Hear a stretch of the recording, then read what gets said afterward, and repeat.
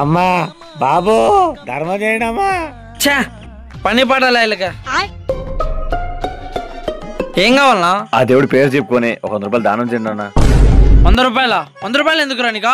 వాతావరణం చల్లగా ఉంది కదయ్యా, అలా అలా ఐస్ క్రీమ్ నాకుదామని. నాకడానికి 50 రూపాయలు సరిపోతారా నీకా? నా ఒక్కడికైతే 50 రూపాయలు సరిపోద్దయ్యా, నాతో పాటు నా గర్ల్ ఫ్రెండ్ ఉంది కదా, దానికి కూడా నాకించాలా. గర్ల్ ఫ్రెండా నీకా? అడుక్కుంటే కూడా గర్ల్ ఫ్రెండ్. తప్పు అడుక్కున్నాడు గర్ల్ ఫ్రెండ్ లేదు, గర్ల్ ఫ్రెండ్ వచ్చిన తర్వాత అడుక్కునే స్థితికి వచ్చిన. సరే ఆగిపోయి చూస్తా. నానా నానా ఏంద్రా అడుక్కునేవాడు వచ్చిండు, కాస్త 100 రూపాయలు దానం చేద్దాం. డబ్బులే నాన్న. అడుగుతా 100 రూపాయలు ఎందుకురా, రూపాయలు 2 రూపాయలు పాడి. నానా నానా వాడిని చూస్తా అంటే ఈ రోజు రేపు పోయేవాడు మాత్రం నాన్న. మన లాంటోళ్ళు కాకపోతే ఎవరు దానం చేస్తాను నాన్న, మనకే కదా పుణ్యం అంతా వచ్చేది. సరేలే ఇదో ఈ పాడికి. ఓకే నాన్న ఇచ్చేస్తా. అయ్యా బిన్న అయ్యండి. ఇంట్లో పెద్దోళ్ళు ఎవరు లేరు, డబ్బులు కూడా లేవు. ఇంకోసారి ఎప్పుడన్నా రాబో బ్రో.